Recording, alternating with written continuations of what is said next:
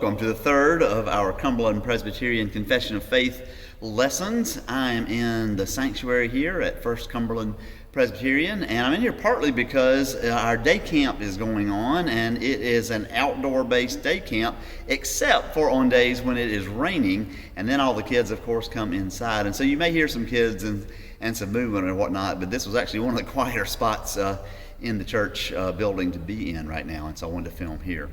Well, we're beginning with the next section in the confession. Or actually, we're still in the first section, and then that's going to tie us over, bridge us over into the second section of the confession. And I want to just begin with a story. A number of years ago, I had the great opportunity to backpack in the Grand Canyon, and it was incredibly hot during the daytime, and so we began getting up as early as we could and hiking at night so that we could then just kind of find some shade and rest during the daytime, just like all the animals do in the Grand Canyon. And one of the most amazing hikes I've ever had, but also one of the most amazing spiritual experiences I've ever had, was hiking in the canyon beginning about 2 a.m. and hiking into the dawn and through the dawn. And it was cool at that time, which was so wonderful. At 2 a.m., the sky was just nothing but stars.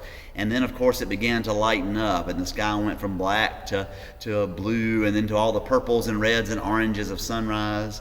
We were down in the canyon, about halfway down on what's called the Tonto platform, and so the cliffs were high up above us, and again, they began black, and then began to be blue and purple, and then they became, in the full sunlight, they're reds and oranges and browns that they are.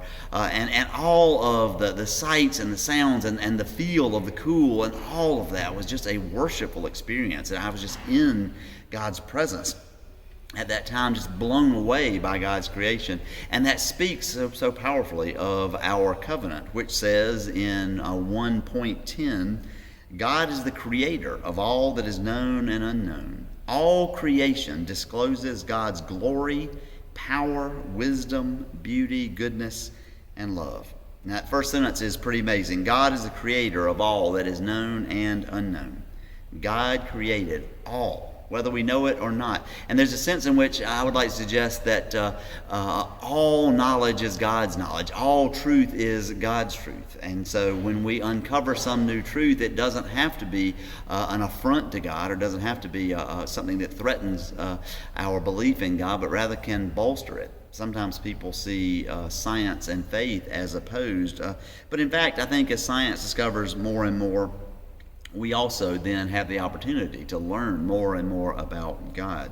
If God chose to create the cosmos in 7 24-hour periods, fine. If God chose to create the cosmos through a series of events that took billions and billions of years, who are we to say that can't be God's truth either? The question isn't so much how, but the question is who, and that is what our confession says as well. God is the creator of all that is known and unknown. And then the second part, that all creation discloses God's glory, power, wisdom, beauty, goodness, and love. If you hear modern cosmologists, and those are people who are studying the very beginning of the universe, or astrophysicists, people who are studying the heavens, talk, when they see pictures that the Hubble telescope or the James Webb telescope have taken or whatever, or they're talking about their discoveries, it's funny how quickly the language of science kind of fails them, and they kind of slip into the language of poetry, even the language of spirituality, of theology. We can say, well, something is so many billion light years away from us, or how many billions and billions of stars there are in the cosmos and all that. But before long, they start using words just like our confession does: glory, power, beauty, goodness. They can't help but kind of fall into these theological terms, and I think that is because it is true that because God created everything, creation tends to disclose who God is, and whether they recognize it or not at that moment, that really is what's going on. Well, it's amazing all by itself that creation is so stunning. But now we move into the second section of the confession, and it talks about a very particular part of the creation, us, you and me. And in 1.11 it says, all forms of life, among all forms of life, only human beings are created in God's image. In the sight of God, male and female are created equal and complementary. To reflect the divine image is to worship, love, and serve God. And we sometimes call someone an angel, and that's really nice. But in fact, what Scripture tells us, what our confession tells us, is that human beings really, in some ways, are the very pinnacle of creation. And that sounds weird and maybe even sounds arrogant, but we alone are created in the image of God. And there's been, of course, a lot of ink and not so little bit of blood spilled. Or what does that mean, created in the image of God? I'd like to suggest that maybe the best definition we can have is that when we practice self-sacrificial love, that is when we are absolutely living out of that image, because isn't that the ultimate image of God? God is love, and the love that God has is not self-love, but it's self-sacrificial love. And so when we offer self-sacrificial love, we too are really living out of that image of God. Now there's lots more to that, but I think that's a great simple phrase to help us understand what it means to be created in the image of God and to live out of that image.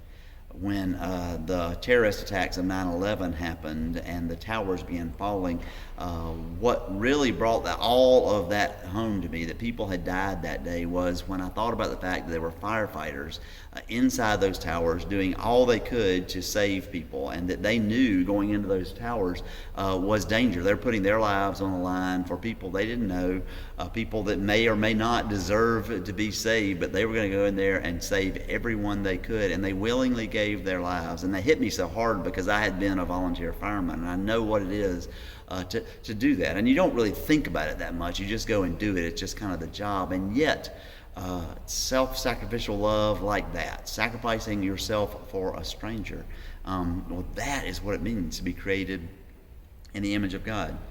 You may remember a few years ago, the Mother Emanuel Church in Charleston, South Carolina, the young man goes in there to their Bible study and then shoots and kills, I believe it was 11 people, and then later at his arraignment and then at his sentencing, the people said that they were forgiving him for what he had done, that they wanted him to be held accountable for what he had done, but nevertheless they were forgiving him for that. That is self-sacrificial love. That is what it means to truly live in the image of God and to live out what it means to be in the image of God.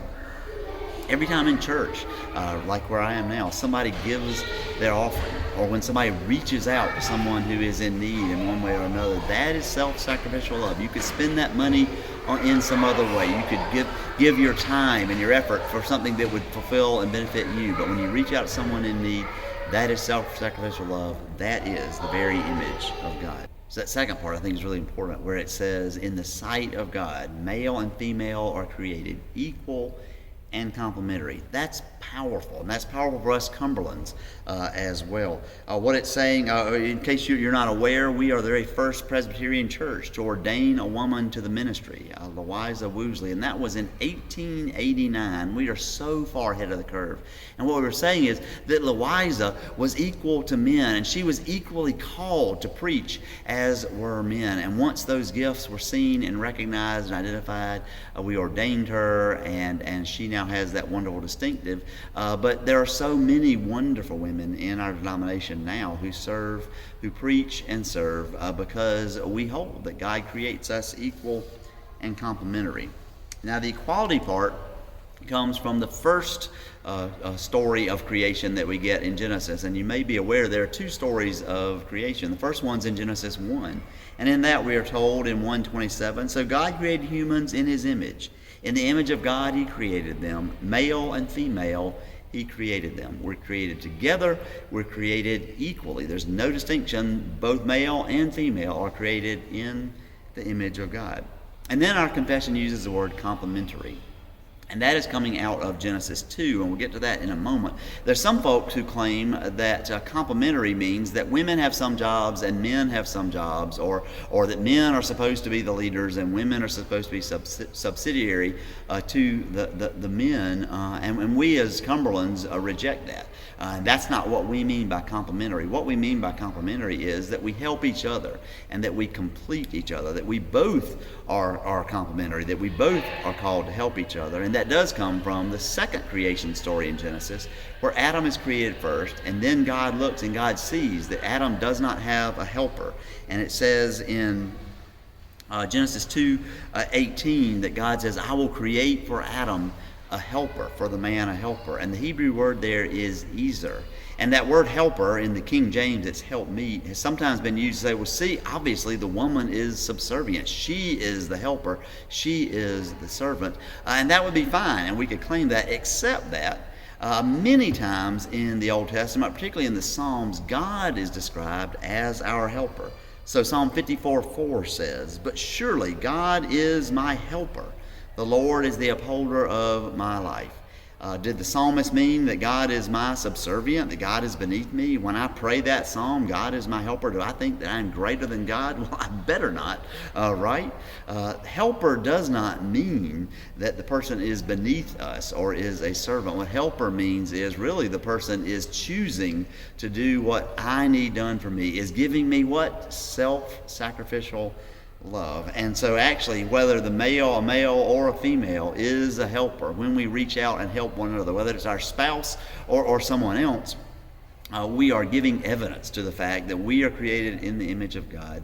And I don't necessarily have to be a servant. I don't have to be a helper, but I choose to be a helper. And when I do that, I'm giving evidence to that I'm created in the image of God. And hopefully, even more importantly, I'm giving evidence and witness to God, my Creator.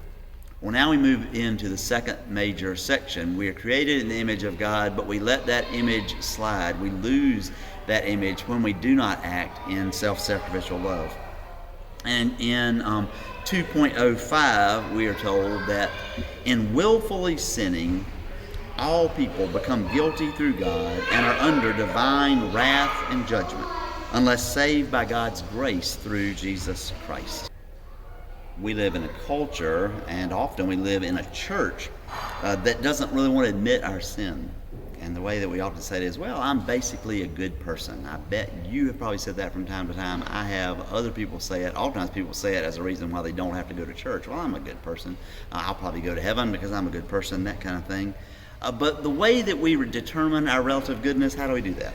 Well, we compare ourselves to other people. And if I get to choose who I compare myself to, then I'm going to come out on top every time, because I'm going to pick the worst sinner I can find. And I'm going to say, well, I'm a better person than that, so I must be a good person. But what if I compare myself to Jesus? Even if I'm not a believer, what if I compare myself to Jesus? Jesus went out of his way to seek the outcasts, the lonely, the sick, those who are in great need, those who nobody else wanted to mess with, people who other people had already given up all hope on. That's who Jesus went after, and they came after him because they saw in him true love. Jesus was, of course, wonderfully self-sacrificial. In Hebrews 1:2, it tells us that Jesus is the reflection of God's glory and the exact imprint of God's being. Do you want to know what it means, what it really looks like to be created in the image of God? Well, just look at Jesus, who was God, but who shows us what that looks like. And so as nails are being hammered into his hands, what does he say? Father, forgive them, for they don't even know what they're doing. And the thing that is most astounding of all to me is that as he is being nailed to the cross, Scripture tells us he could have called down legions of angels to save him, but he didn't do that. Now, if you are beating me, if you are killing me, and I have any way that I can defend myself against you, if I can kill you before you kill me, I'm likely going to do that. Jesus didn't do that. He didn't do that because he was weak, but actually because he was powerful. And he recognized that if he gave up his power and allowed death to have its way with him, actually in a bizarre, almost unfathomable way, he would conquer death through that act. And so even though he could call down legions of angels, he didn't. Are you that good? No, you're not. Am I that good? No, I'm not. And so when I compare myself to Jesus, I recognize not only am I not good, but I actually willfully sin because I'm not self-sacrificial. I'm much more self-seeking. And that is a willful sin. And as the Declaration of Independence says, we can hold these truths to be self-evident. We can figure out that we really aren't good. We have some good tendencies, and those good tendencies are the image of God in us. But we lose those tendencies. We willingly walk away from those tendencies. And in doing so, we then sin. And we're subject to the penalties of sin. And the wages of sin, of course, is death. And in this life, if I sin, the death that happens is I kill relationships. I kill the good in me. I can even kill my body with sin. And the ultimate sin, the ultimate consequence of sin is that I have a broken relationship with God. And to be out of God's presence is the very definition of hell. And so our confession tells us that in willfully sinning, we all become guilty before God, but we can be saved by God's grace through Jesus Christ because Jesus willingly sacrificed himself, offered that self-sacrificial love, and submitted to death, and then was raised to life again. We too can escape sin, not because we are good people, but because Jesus and his goodness and his grace can save us. And so taking about a half a step back from a 2.05, going back to 2.01, we're told, God, in creating persons, gives them the capacity and the freedom to respond to divine grace in loving obedience. Therefore, whoever will may be saved. And of course, whoever will may be saved is the mantra, if you will, of the Cumberland Presbyterian faith. Whoever will may be saved, and we all are called. And we're given the capacity by God to respond to God in freedom and in obedience, that we indeed might be saved. And so let us thank God for that gift. Let us accept that gift for ourselves and find ways to offer that gift to others.